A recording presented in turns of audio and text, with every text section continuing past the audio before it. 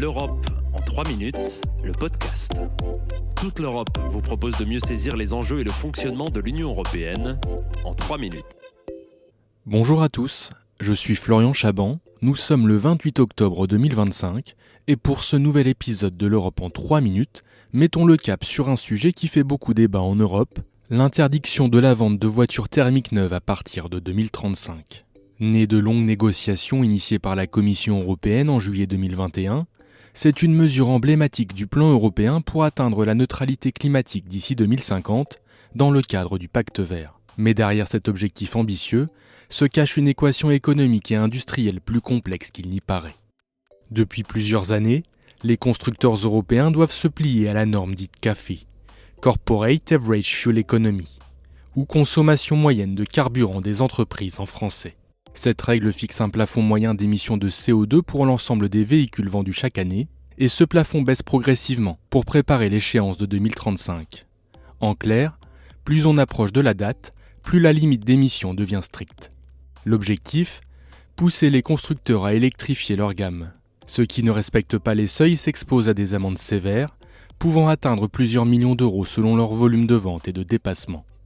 Seulement voilà, si les normes se durcissent, les ventes de voitures électriques, elles, peinent à décoller. Fin 2024, plusieurs constructeurs ont donc demandé un peu d'air et l'Union européenne a accepté d'assouplir temporairement les règles. Les objectifs d'émissions ne seront plus calculés année par année, mais sur 3 ans. De quoi offrir un peu de répit aux retardataires. Nous mettons en place un mécanisme sur 3 ans pour ne pas pénaliser nos constructeurs qui ont besoin de plus de temps pour atteindre les objectifs de réduction de CO2 et c'est une question de bon sens. Vous venez d'entendre le vice-président de la Commission européenne en charge de la prospérité et de la stratégie industrielle, le français Stéphane Séjourné. Car l'industrie automobile européenne est en difficulté. Fragilisée par un marché en recul et par la montée en puissance de concurrents étrangers, et notamment chinois, soutenus par des subventions massives. Face à cette situation, plusieurs États membres inquiets pour leurs emplois et leurs entreprises ont exprimé leurs craintes à Bruxelles. L'Allemagne, poids lourd du secteur automobile, a pris la tête du mouvement. Son chancelier, Friedrich Merz, a encore martelé récemment qu'il fera tout pour assouplir, voire lever, cette interdiction de 2035. Et la Commission européenne semble prête à infléchir sa position. Dans une lettre adressée aux dirigeants des 27 États membres, sa présidente Ursula von der Leyen a annoncé qu'elle souhaitait anticiper la révision du règlement sur les émissions de CO2 pour les voitures et les utilitaires légers. Initialement prévue en 2026, cette clause de réexamen sera déclenchée dès la fin de l'année 2025. Autrement dit, l'Union pourrait reconsidérer la date de 2035, ou du moins la manière d'y parvenir. 2 scénarios sont déjà sur la table. Le premier, repousser légèrement l'échéance fixée.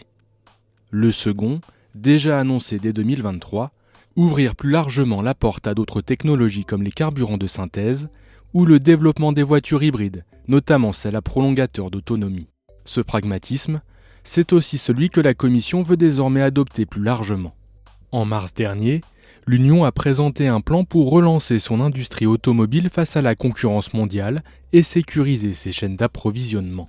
Avec ce plan et la révision du calendrier lié à l'interdiction de vendre des voitures thermiques neuves dans 10 ans, la Commission cherche à trouver un équilibre délicat entre ambition écologique, souveraineté industrielle et acceptabilité sociale.